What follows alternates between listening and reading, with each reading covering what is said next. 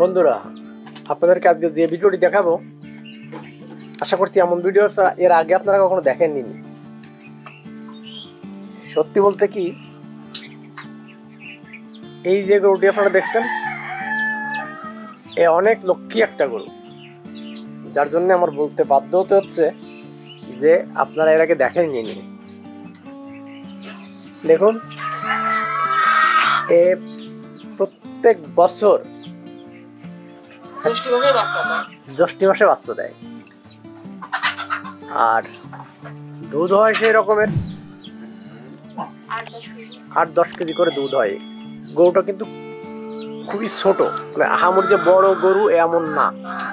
খেয়াল করুন, সকালে একবার দোয়া হয়েছে, আর এখন আর একবার আমার দাদা এবং বৌদির সহযোগিতায় সুন্দর ফার্মে পরিণত হয়েছে এই গোয়ালটা। গরু যদি ছোট হয় আর যদি তার 8-10 কেজি দুধ হয়, তাহলে অবশ্যই সেটা একটা সুন্দর গরু। আপনারা দেখছেন 75% একটা গরু, কিন্তু তার কত কেজি দুধ হয় বৌদি? 8-10 কেজি দুধ হয়। আর এই গরুটির দুধ দোয়ার সময়, যেটা আপনাদেরকে আগেই বললাম, যে দেখতে পারেন এ কখনো পা তোলে না। বিশেষ বৈশিষ্ট্য, যে কারণে একে বিশেষভাবে বলা হয়েছে যে সুন্দর একটা ভিডিও আপনাদের দেখাবো। গরুতে যদি পা না তোলে দুধ দেওয়ার সময়, তাহলে সেটা অবশ্যই একটা সুন্দর গরুতে পরিণত হয়, বা সেটা একটা সুন্দর গরু আর কি।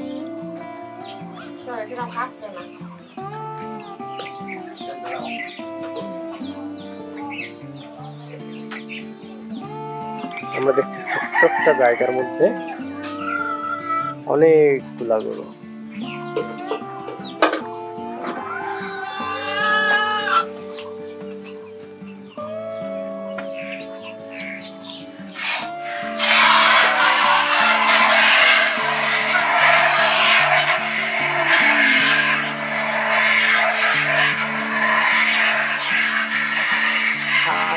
শব্দে প্রচুর ভিটামিন, প্রোটিন বালতিতে আসছে।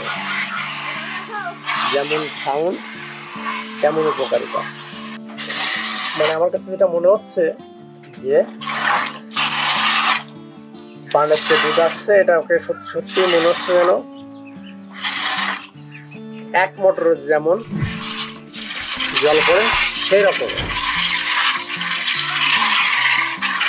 ধারাটা ছিল, সেই রকমই।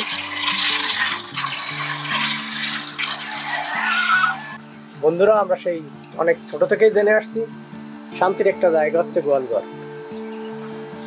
মূলত ঠান্ডাও থাকে সবসময় গোয়ালঘর,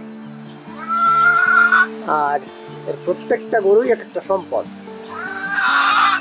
যে সম্পদ টিকিয়ে রেখেছে দাদা বৌদিকে খুব সুন্দরের সাথে। দুগ্ধ স্রোত দ্বারায় পরিপূর্ণ হচ্ছে বালতি বা 1 মোটরের ধারা যেমন বয়, দুধের ধারা তেমন বইছে বান থেকে। সত্যি মনোরম একটা দৃশ্য বন্ধুরা, আপনারা কি বলেন? কেমন কিনা? বাহ, অনেক সুন্দর দেখে আমিও ভীষণ খুশি। আশা করছি আপনারাও খুশি হবেন।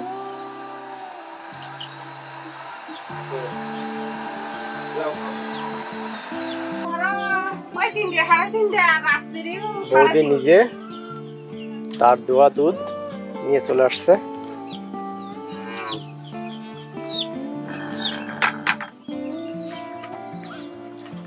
বাহ, পরিপূর্ণ দুধ।